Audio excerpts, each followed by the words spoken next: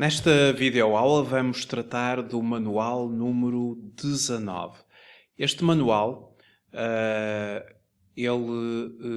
refere-se aos casos práticos 65 até ao 81, já que do 82 ao 88 são casos práticos sobre impostos diferidos, que é uma matéria que é abordada mais à frente no curso.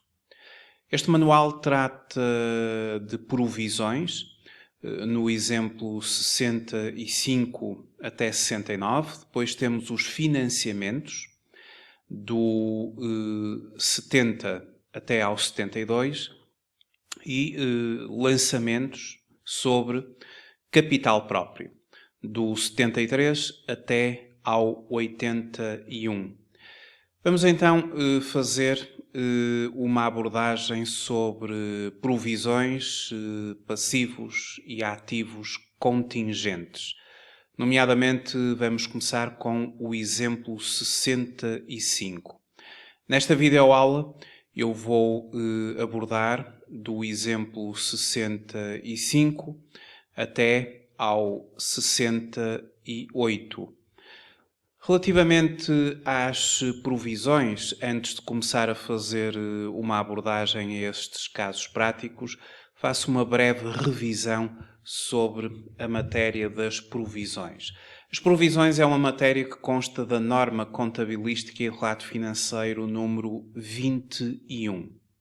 No plano de contas, as provisões, do ponto de vista de passivo, elas são registadas na conta 29. E do ponto de vista do gasto, já que as provisões são reconhecidas debitando um gasto por contrapartida de um passivo, o gasto está contemplado no plano de contas na conta 67. Genericamente, o reconhecimento de uma provisão passará por um débito na conta 67, provisões do período, e um crédito na conta 29, que é a conta de provisões que reflete o passivo. As provisões correspondem a obrigações face a terceiros de quantia incerta ou de ocorrência temporal incerta, ou seja, tempestitividade incerta.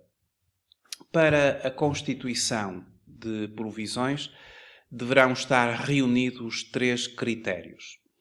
Existe uma obrigação que pode ser legal ou pode ser construtiva, presente, proveniente de um acontecimento passado.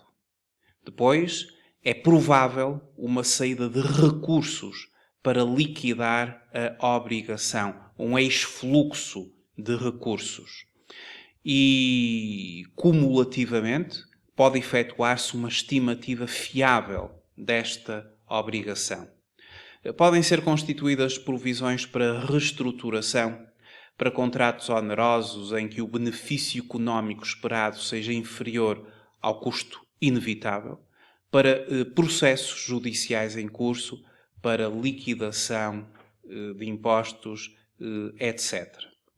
Os passivos contingentes, ou seja, os associados a perdas possíveis, mas não mensuradas com fiabilidade, não vão constituir provisões, mas vão sim constituir informação no anexo.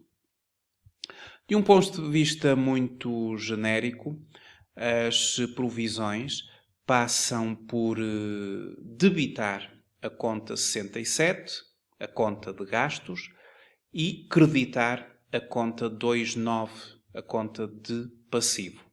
Por cada tipo de provisão, nós temos no plano de contas, por exemplo, para a provisão para impostos, debitar a conta 67.1 e creditar a conta 291. Já se for uma provisão para garantias a clientes, a conta 67.2 por crédito da conta 292. E assim sucessivamente, mediante a tipologia da provisão, nós utilizamos a conta ou a subconta adequada do plano de contas. Genericamente é sempre um débito na conta 67 e um crédito na conta 29. Ao nível das demonstrações financeiras, como é que as provisões são posicionadas? Quando é feito o reconhecimento de uma provisão, claro, se estamos a debitar a conta 67, vai-se refletir na demonstração dos resultados. Se estamos a creditar a conta 29, vai-se refletir ao nível do balanço. Na conta 29, provisões é uma conta representativa de responsabilidades da entidade perante terceiros, pelo que apresenta sempre saldo nulo ou credor, uma vez que vai a crédito. Quando apresentar saldo credor, será o mesmo integrado no passivo não corrente do balanço, na respectiva rúbrica de provisões. Quanto aos movimentos do período, a constituição, o reforço, a utilização, a própria anulação, são reconhecidos na demonstração dos resultados, designadamente nos gastos, a constituição e o reforço, através da conta 67, e nos rendimentos, quando se procede à sua utilização ou mesmo à sua anulação, a reversão, pelo que é na conta 763, uma conta de rendimentos, reversões de provisões, que a mesma é refletida, e aí pela via dos rendimentos na demonstração dos resultados. Em termos das implicações fiscais das provisões, eu devo dizer o seguinte. As provisões, elas são reconhecidas como gastos. E como gastos vão influenciar o resultado contabilístico da empresa. As provisões, como gastos, resultam numa diminuição do resultado da empresa. Gastos são uma componente negativa do resultado. E ao contabilizar uma provisão, na vertente de gasto, obviamente que o resultado vai ser diminuído. Pelo que temos que atender se de facto aquela provisão é fiscalmente aceite ou não. Para tal, nós temos ao nível do nosso código do IRC o artigo 39, provisões fiscalmente dedutíveis. Este artigo 39 do código do IRC, ele determina quais são as provisões que são aceites. Pelo que, se uma provisão estiver prevista neste artigo 39, ela será aceite. Se não estiver prevista, ela não é fiscalmente aceite. Então, quais são as provisões aceites? De uma forma muito genérica.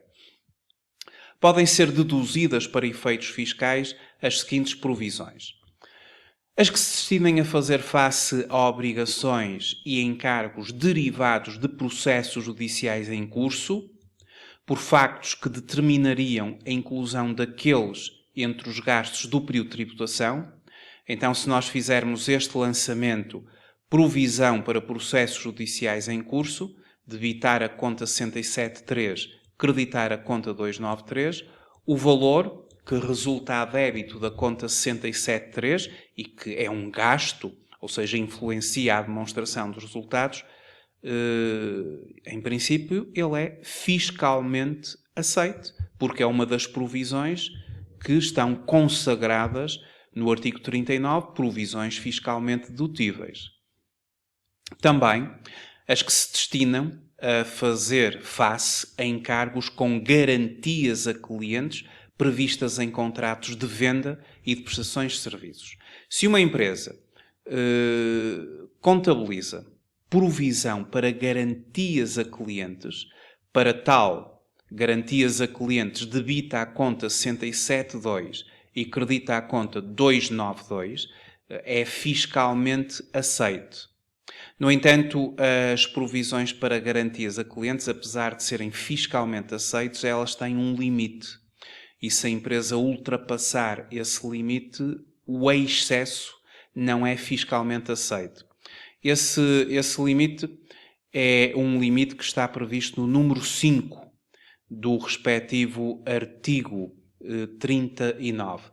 Mais à frente, quando no curso chegarmos ao módulo do IRC, em que vamos fazer o preenchimento de várias declarações modelo 22, teremos lá exemplos de provisões que não serão fiscalmente aceites e como é que deveremos proceder em termos fiscais, e darei exemplos de provisões para garantias a clientes em que a empresa ultrapassa o limite fiscalmente aceite, e veremos como se calcula esse limite e como depois faremos a correção fiscal.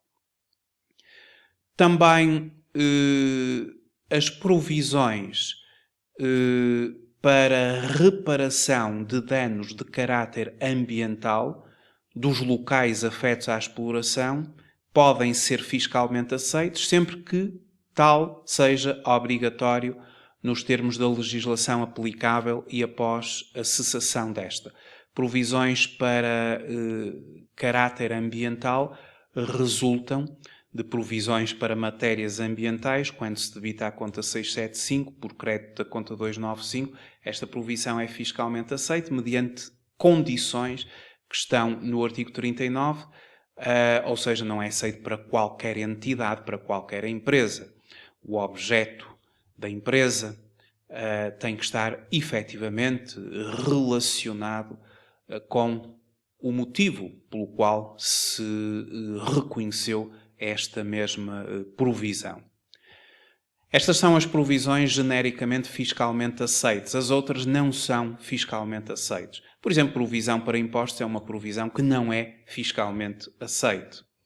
Pelo que, se uma empresa reconhecer uma provisão para impostos, se obedecer às condições da norma para o reconhecimento da provisão, falo do ponto de vista contabilístico, mas depois em termos fiscais não é fiscalmente aceito. E quando uma provisão não é fiscalmente aceita, significa que, quando estivermos a fazer a passagem do resultado contabilístico para o resultado fiscal, vamos ter que, na declaração modelo 22, no apuramento do lucro tributável, aquele que efetivamente serve os interesses do fisco para a aplicação da taxa do imposto, essa provisão que não é fiscalmente aceita, mas que foi reconhecida contabilisticamente, ela vai ter que se traduzir num ajustamento fiscal a crescer.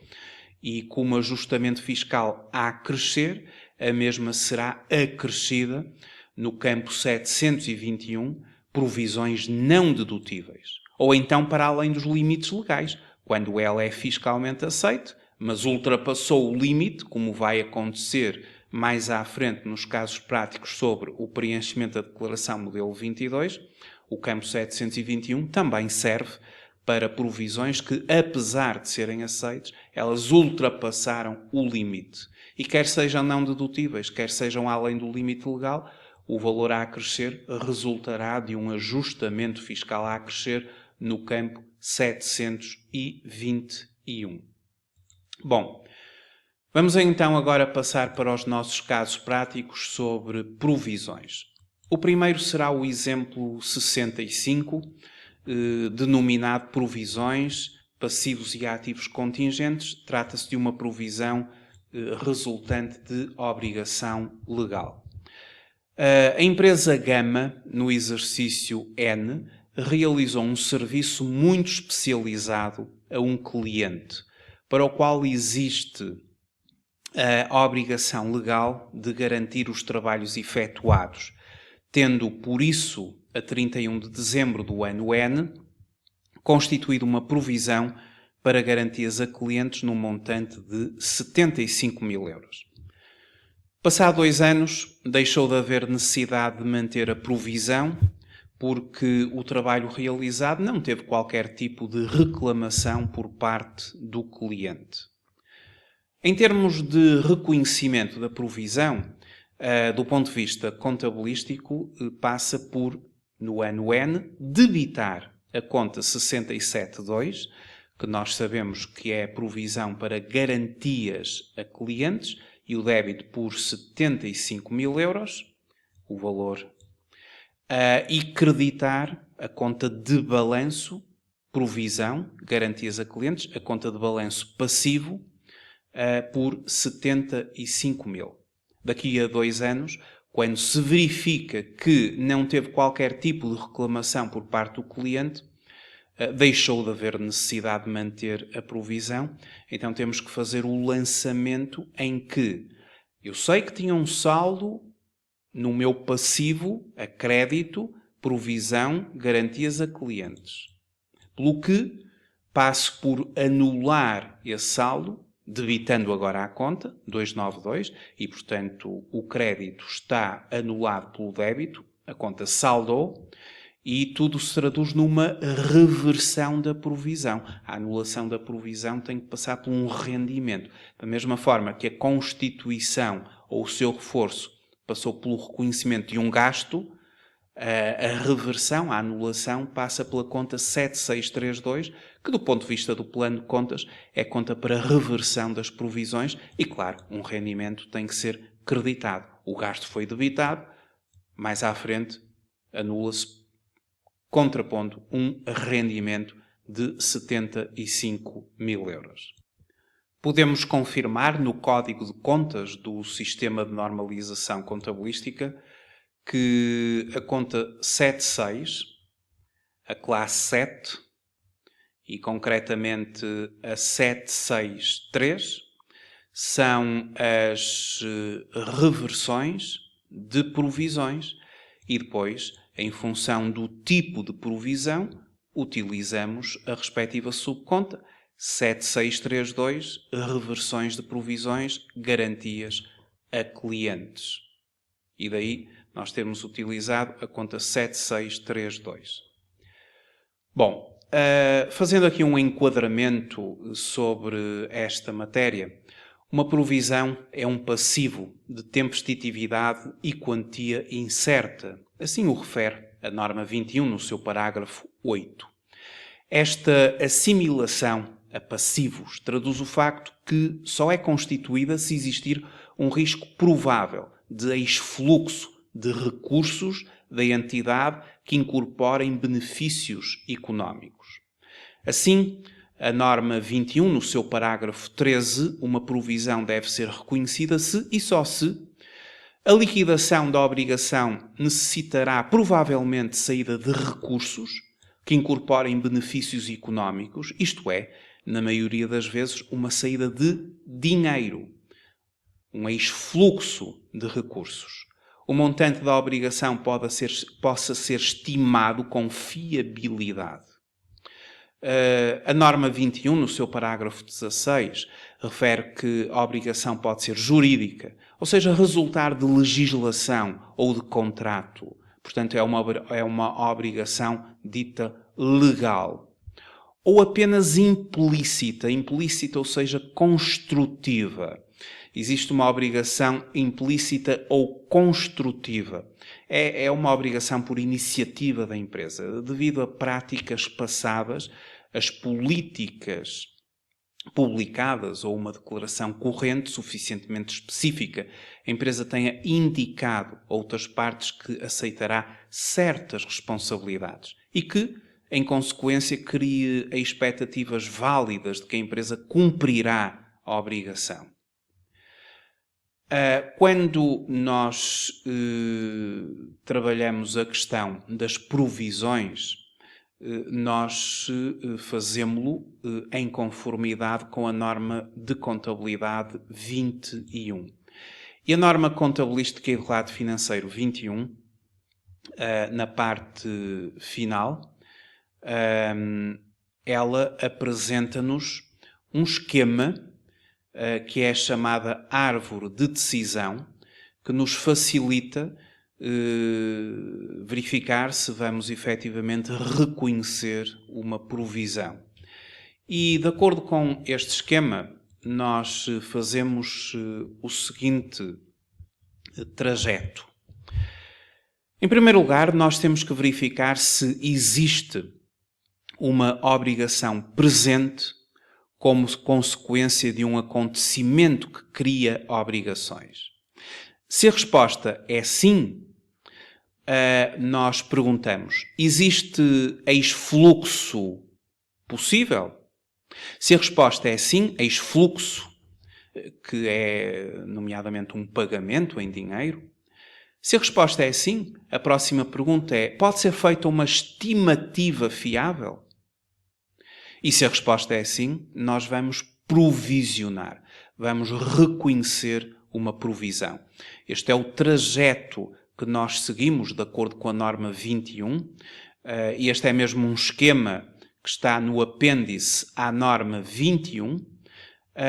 Efetivamente, se nós percorremos este percurso e as respostas vão sendo sim, nós vamos provisionar, vamos reconhecer uma provisão.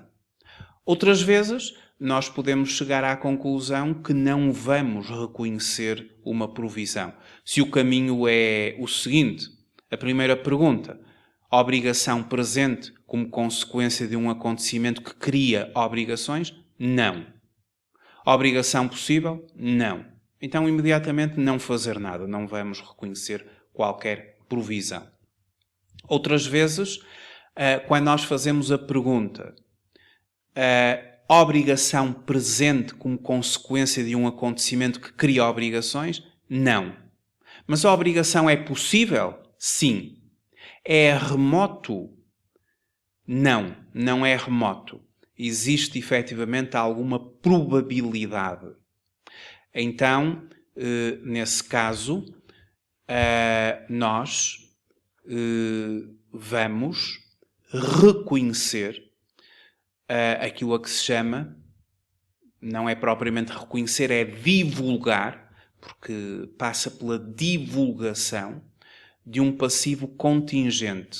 Os passivos contingentes, eles são objeto de divulgação. Quando se diz divulgação, tem a ver com as notas anexas. As notas anexas. Ou seja, se se pergunta remoto, não é remoto, há alguma probabilidade, existe alguma probabilidade, então passamos à divulgação através das notas anexas. Mas isto também acontece na fase da estimativa. Se não é possível fazer uma estimativa fiável, não é possível, porque se fosse possível faríamos imediatamente a provisão, mas se não é possível fazer uma estimativa fiável, nós também devemos divulgar nas notas anexas ao balanço e à demonstração dos resultados a divulgação do passivo contingente. Este é um esquema muito importante que nós temos na norma Contabilística e Relato Financeiro 21 e que nos permite, efetivamente, concluir pelo percurso qual o caminho a seguir. E, portanto, se vamos respondendo sim até ao final, é porque vamos provisionando. Se eventualmente resultar alguma resposta não, em vez de provisionar, vamos divulgar no anexo através daquilo que se chamam os passivos contingentes, que passam por uma divulgação nas notas anexas. Bom, voltando aqui aos nossos casos práticos, vamos agora ao caso prático 66. Provisões, passivos e ativos contingentes, provisão resultante de obrigação construtiva. Ora, neste exemplo, no final do ano N, um petroleiro naufragou ao largo de uma determinada cidade, provocando uma maré negra que veio a poluir a costa por largos meses. Na qualidade de armador, proprietário do navio, a empresa Y não é a priori juridicamente responsável pelo acidente e as suas consequências. Esta responsabilidade será do fretador, que é o responsável pelos custos totais do fretamento do navio, que terá obrigatoriamente seguro para este tipo de riscos. Porém, a administração da empresa Y declarou que a empresa vai participar nas operações de despoluição da costa. Para fazer face às suas responsabilidades, a empresa proprietária do navio constituiu uma provisão no montante de 10 milhões de euros. Este exemplo, obviamente que é um exemplo trabalhado no sentido de explicar o que é uma obrigação construtiva. Isto para o reconhecimento de uma provisão e para fazermos a distinção entre aquilo que é uma obrigação construtiva e aquilo que era o exemplo anterior e que resultava de uma obrigação legal. É que para constituirmos uma provisão, podemos ter uma obrigação legal ou uma obrigação construtiva. No exemplo anterior, tínhamos uma obrigação legal. Tinha a ver com garantia a clientes. Agora temos uma obrigação construtiva. Antes de mais, vou fazer o exemplo, depois vou explicar o que é isto, uma obrigação construtiva, em contraponto com aquilo que é uma obrigação legal. Bom, o lançamento é muito simples. Se a empresa tem uma obrigação construtiva, o que é um dos requisitos do reconhecimento de uma provisão, se pode ser feita uma estimativa fiável, se vai resultar um ex-fluxo de recursos, e estão aqui reunidas as 3 principais condições da norma 21 para o reconhecimento de uma provisão, então há que fazê-lo, e a tal empresa Y vai provisionar. E nós aqui seguimos exatamente o esquema da norma 21. Ou seja, existe uma obrigação presente, no caso concreto, a obrigação é construtiva. Há um ex-fluxo possível? Claro que sim. Vamos considerar uma estimativa fiável. Estes 10 milhões de euros são calculados na base de uma estimativa fiável, pelo que a empresa vai provisionar. E ao provisionar, o lançamento que é feito consiste em debitar a 67.5 matérias ambientais por 10 milhões e creditar a conta 295, a conta de balanço, provisões, matérias ambientais, 10 milhões. Ao fazermos este lançamento do ponto de vista contabilístico e na base da norma 21, não esquecer que ao debitarmos a conta 67.5 vamos influenciar a demonstração dos resultados e a conta 295 o passivo do balanço e será visível se nós recorrermos às demonstrações financeiras. Ora, recorrendo às demonstrações financeiras, indo aqui ao anexo A da IES, onde eu tenho as demonstrações financeiras, na demonstração dos resultados, provisões contemplam a linha 12, provisões e neste caso aumentos, e será aqui que virá refletido o respectivo gasto, como um gasto do período. Já ao nível do balanço, as provisões virão refletidas em passivo, no passivo não corrente, no item ou na rúbrica provisões. Isto a sua posição ao nível de balanço e ao nível de demonstração dos resultados. A empresa Y passou a ter uma obrigação implícita, depois da administração ter declarado que a empresa participaria nas operações de despoluição da costa. Estas obrigações implícitas são as tais obrigações construtivas. Foram causados danos ambientais que podem não ter causado à empresa nenhuma obrigação para remediar as consequências. Porém, o facto da empresa ter publicamente aceitado a responsabilidade pela reparação dos danos criou uma obrigação construtiva, de acordo com o parágrafo 12 da norma. Um outro exemplo é o caso de uma empresa que, por exemplo, publicita reembolsar a diferença de preços a todos os compradores que encontrem o mesmo produto a um preço melhor nos 6 meses seguintes à compra efetuada. Fica com uma obrigação implícita, mesmo se o compromisso não figurar no contrato de venda. E, portanto, este é um exemplo que muitas empresas, ou algumas empresas, claro, recorrem no âmbito da sua publicidade, do seu marketing, das suas vendas, e, portanto, figura-se aqui a tal obrigação implícita e que tem a ver com a possibilidade, ou pode dar à empresa a possibilidade do reconhecimento de uma provisão através de uma obrigação construtiva. Se nós consultarmos a norma contabilística e de relato financeiro número 21, logo na parte das definições, diz-nos que os termos que seguem são usados nesta norma com os significados especificados. E refere-se que uma obrigação construtiva é uma obrigação que decorre das ações de uma entidade, quando, por via de um modelo estabelecido de práticas passadas, de políticas publicadas ou de uma declaração atual suficientemente específica, a entidade tem indicado a outras partes que aceitará certas responsabilidades. E, em consequência, a entidade tenha criado uma expectativa válida nessas outras partes de que cumprirá com essas responsabilidades.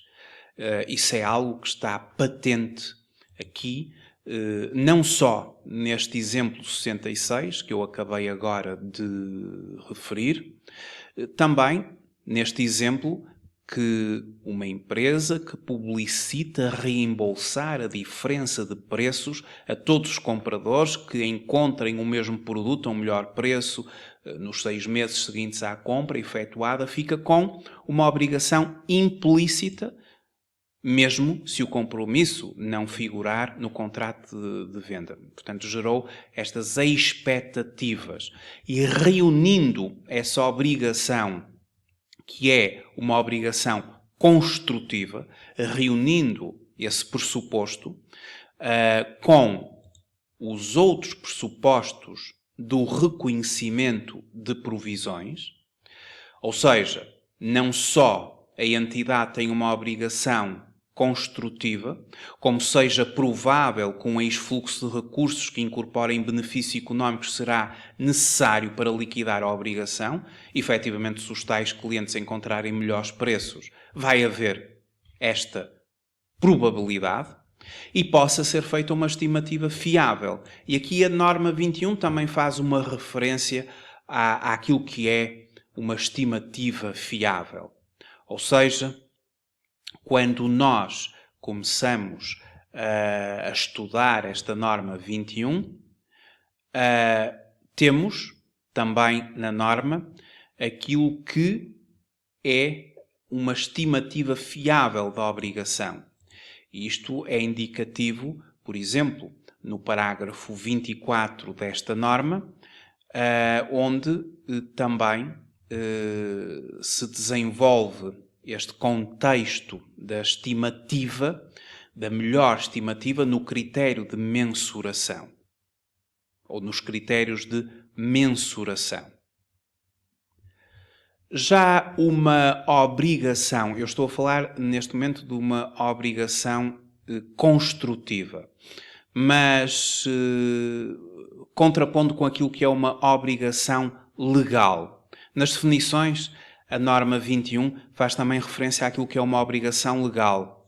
E uma obrigação legal, ela deriva de um contrato, da legislação ou de outras disposições legais.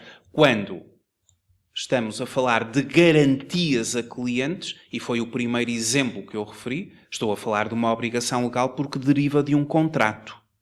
E quer seja uma obrigação legal, quer seja uma obrigação construtiva, implícita, reunindo com as outras condições, o ex-fluxo provável e a estimativa fiável, nós estamos perante as condições do reconhecimento de uma provisão.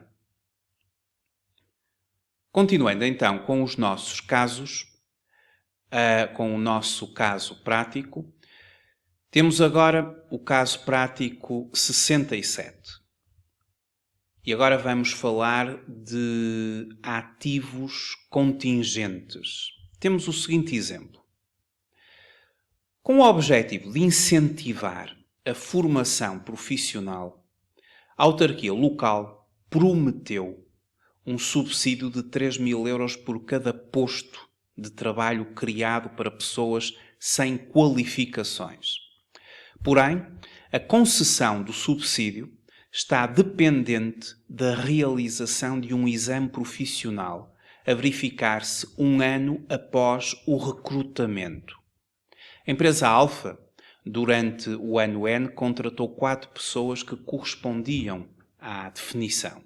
Bem, quanto ao registro desta operação, perante esta questão, a empresa apenas deverá efetuar a divulgação de um ativo contingente.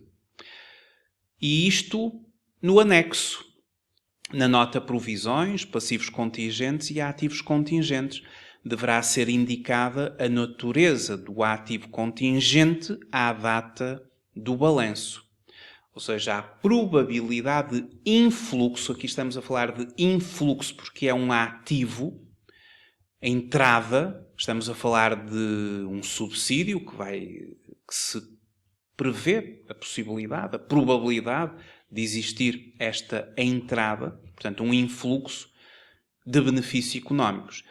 E estimativa do seu efeito financeiro, caso seja impraticável a divulgação, a empresa deverá apenas declarar esse facto. Portanto, não fazemos o reconhecimento contabilístico, como fizemos nos casos anteriores, mas vamos divulgar através do anexo ao balanço e à demonstração dos resultados. Bom, um ativo contingente é um possível ativo proveniente de acontecimentos passados com desfecho incerto e cuja existência somente será confirmada perante a ocorrência de acontecimentos futuros incertos. Os ativos contingentes não são reconhecidos nas demonstrações financeiras, desde que isto possa resultar no reconhecimento de rendimentos que possam nunca ser realizados. Porém, quando a realização de rendimentos esteja virtualmente certa, então o ativo relacionado não é um ativo contingente e o seu reconhecimento é apropriado, de acordo com a norma 21, no seu parágrafo 32. Uma entidade deve divulgar uma breve descrição da natureza dos ativos contingentes se for provável um influxo de benefícios económicos e, quando praticável, uma estimativa do seu efeito financeiro, mensurada usando os princípios estabelecidos para as provisões. E aqui temos o parágrafo 33 da norma 21. Ou seja, o parágrafo 22 e o parágrafo 23. Eis fluxo provável de recursos que incorporem benefícios económicos.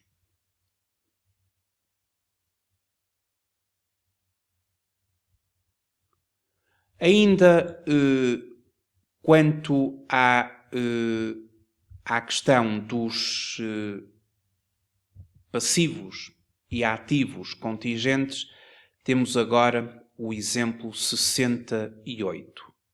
Mas ainda relativamente ao exemplo anterior, eu gostaria apenas de corrigir a questão dos ativos contingentes na norma 21 e que se referem aos parágrafos 30 e seguintes. A norma diz que uma entidade não deve reconhecer um ativo contingente. No entanto, os ativos contingentes surgem normalmente de acontecimentos não planeados ou não esperados que dão origem à possibilidade de um influxo de benefícios económicos para a entidade.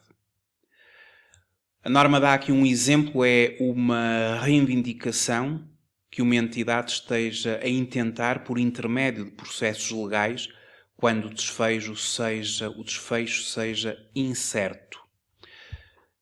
No 32, diz-nos que os ativos contingentes não são reconhecidos nas demonstrações financeiras, como eu já tinha dito, uma vez que isto poderia resultar no reconhecimento de rendimentos que poderiam nunca ser realizados. Porém, quando a realização de rendimentos esteja virtualmente certa, então o ativo relacionado não é um ativo contingente e aí o seu reconhecimento é apropriado. E diz-nos o parágrafo 33 aqui que um ativo contingente é divulgado quando for provável um influxo de benefícios económicos, sem contudo dar indicações enganosas da probabilidade de surgirem rendimentos. Os ativos contingentes são avaliados continuadamente para assegurar que os desenvolvimentos sejam apropriadamente refletidos nas demonstrações financeiras. Se tornar virtualmente certo que ocorrerá um influxo de benefícios económicos, o ativo e o rendimento relacionados são reconhecidos nas demonstrações financeiras no período em que a alteração ocorra. Se um influxo de benefícios económicos se tornar provável, uma entidade divulga o ativo contingente. Divulga o mesmo. E falo, obviamente, no anexo. É no anexo que nós vamos produzir a divulgação dos mesmos.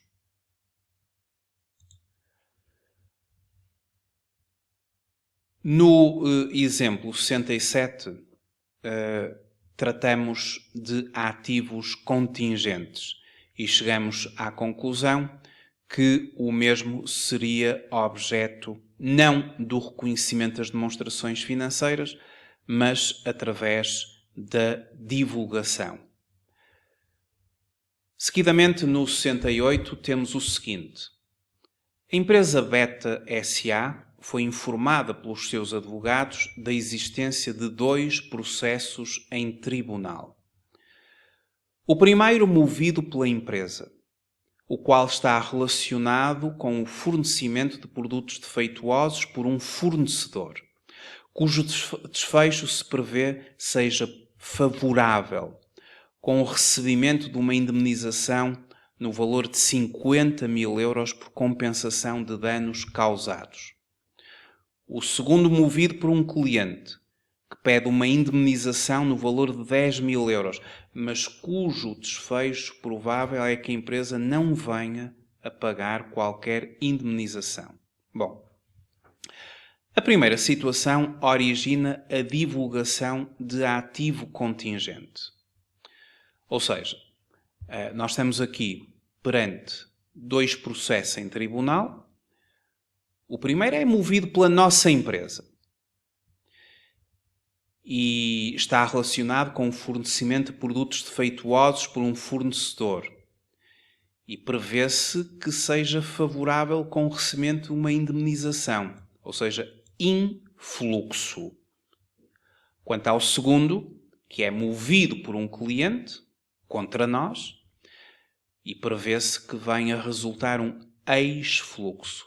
Recebimento, pagamento.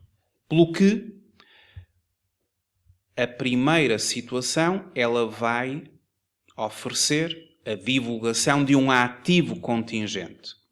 No anexo, na nota provisões, passivos contingentes e ativos contingentes, deverá ser indicada a natureza do ativo contingente à data do balanço, ou seja, probabilidade de influxo de benefícios económicos. Influxo. E daí a divulgação ser através de um ativo contingente.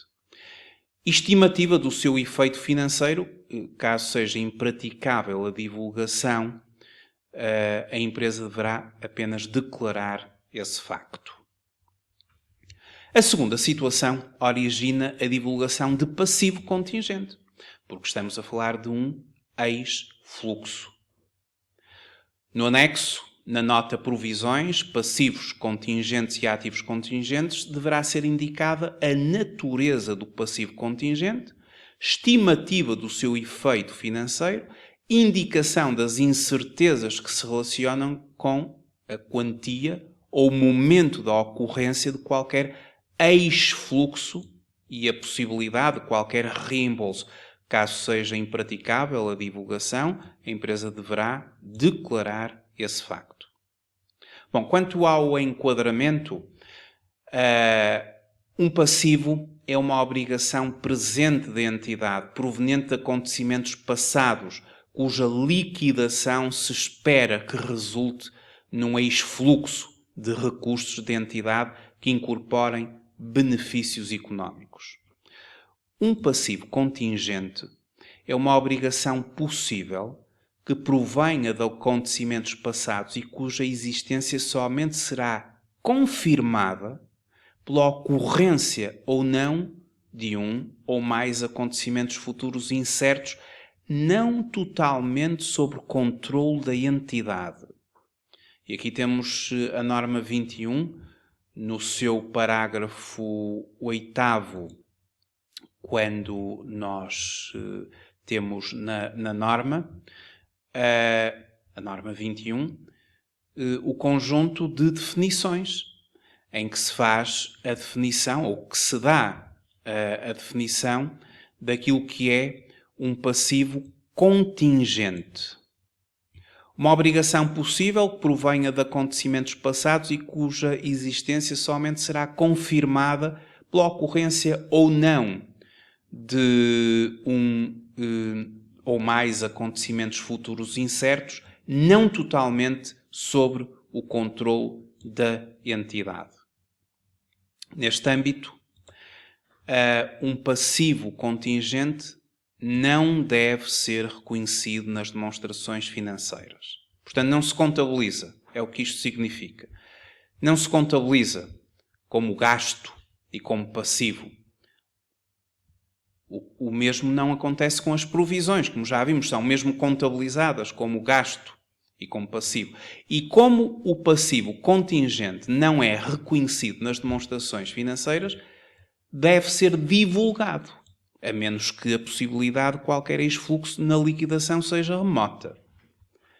E isto conforme o 27 da norma 21. Consultando a norma 21 no 27, nós temos que um passivo contingente é divulgado, e remete-se aqui para o tal apêndice, que eu já expliquei no início, a menos que seja remota a possibilidade de um ex-fluxo de recursos que incorporem benefícios económicos. E quando a norma se faz referência ao apêndice, é para nunca nos esquecermos de consultarmos aqui o apêndice e de ver o caminho que nós seguimos, ou para provisionar, ou para divulgar como passivo contingente.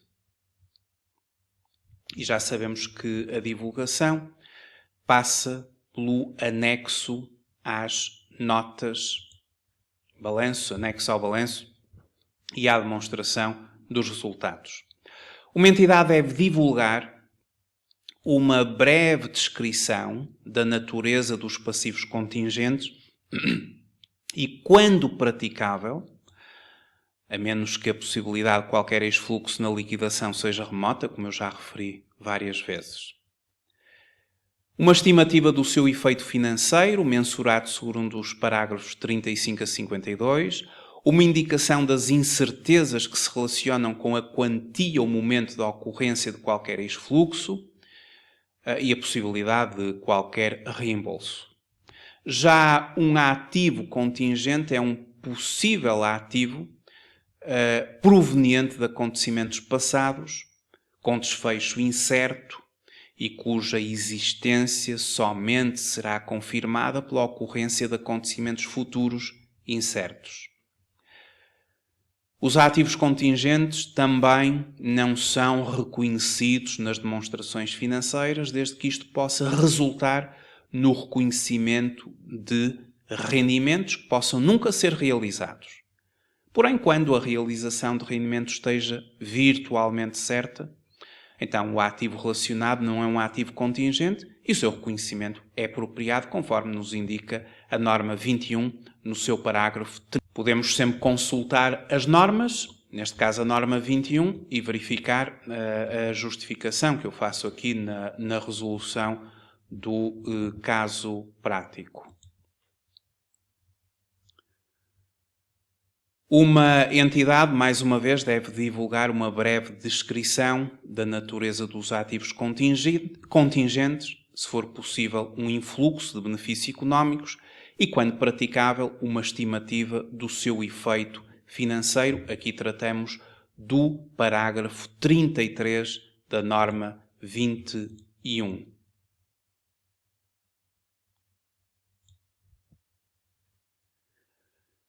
Bom,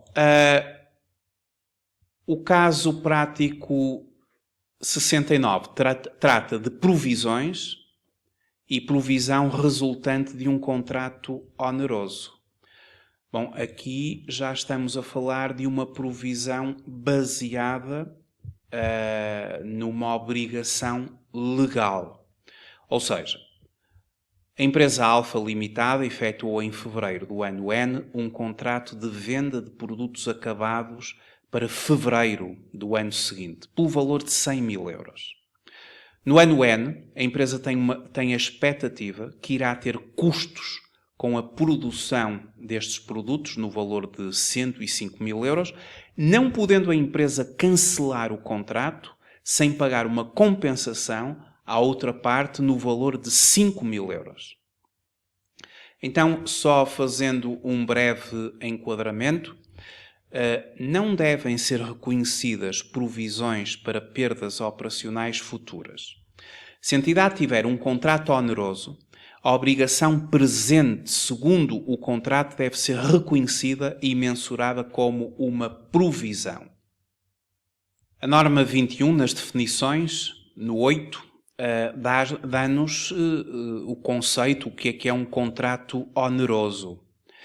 E contrato oneroso é um contrato em que os custos não evitáveis de satisfazer as obrigações do contrato excedem os benefícios económicos que se espera serem recebidos ao abrigo do mesmo. E no nosso caso prático, e voltando aqui ao enquadramento, uma entidade deve reconhecer qualquer perda de imparidade que tenha ocorrido nos ativos inerentes a um contrato oneroso antes de ser reconhecida a provisão. Um outro exemplo é o caso de uma empresa ter celebrado, por exemplo, um contrato de arrendamento de uma unidade industrial, onde leva a cabo a sua atividade sem possibilidade de cancelamento e com uma cláusula contratual que não permite o seu arrendamento. Caso a empresa transfira a sua atividade, esta mantém a obrigação legal de pagar a renda mensal durante a vigência do contrato. Assim, o acontecimento que cria a obrigação é, desde logo, a celebração do contrato de arrendamento que criou a obrigação legal da empresa pagar uma renda mensal. Por outro lado, é provável que ocorram ex-fluxos de recursos, incorporando benefícios económicos na liquidação, na medida em que, ao não existir a possibilidade de arrendar a unidade industrial abandonada, a empresa deverá continuar a pagar o respectivo valor da renda contratada.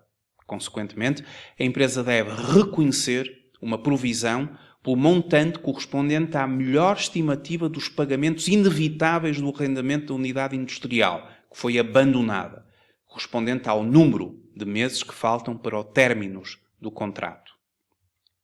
Ora, ainda dentro do nosso caso prático, nós vamos reconhecer, no caso da empresa Alfa, uma provisão para contratos onerosos. Contratos onerosos, de acordo com o nosso plano de contas e considerando as provisões do período, contratos onerosos correspondem à conta 676. E a sua contrapartida, em passivo, já sabemos que é a conta 29. E dentro da 2.9 nós também temos as várias tipologias de provisões e temos contratos onerosos a 2.9.6, contratos onerosos. O reconhecimento passará por debitar a conta 676, contratos onerosos, e por 5.000, e creditar a 2.9.6 por 5.000. Contratos onerosos, do ponto de vista do código do IRC, é uma matéria que não consta do elenco das provisões previstas no artigo 39, provisões fiscalmente dedutíveis. Ora, não consta de provisões fiscalmente dedutíveis as dos contratos onerosos, as reconhecidas no âmbito de contratos onerosos. E as provisões que não constem do artigo 39, e o artigo 39 elenca provisões fiscalmente dedutíveis, se não está no artigo 39, em princípio, é fiscalmente não dedutível. O artigo 40 faz referência à provisão para a reparação de danos de caráter ambiental e depois no Código do IRC o artigo 41 já vai para os créditos incobráveis. Pelo que, quando uma provisão não está no elenco do artigo 39, ela não é fiscalmente dedutível. E quando não é fiscalmente dedutível, significa que, apesar de ser reconhecida, porque se a norma 21 prevê o reconhecimento de provisões nas condições estabelecidas, elas têm que ser reconhecidas contabilisticamente. Mas fiscalmente, se não são aceitos, a empresa vai ter que utilizar a declaração modelo 22, quando do apuramento do lucro tributável, e aquelas provisões que não são fiscalmente dedutíveis, que não são aceitos do ponto de vista fiscal, elas deverão ser acrescidas no campo 721, traduzindo-se naquilo a que se denomina um ajustamento fiscal a acrescer. Deduz na contabilidade, mas depois, como não se traduz como encargo fiscalmente dedutível, não é fiscalmente aceito, acresce na declaração modelo 22 e faz-se assim o ajustamento fiscal a acrescer.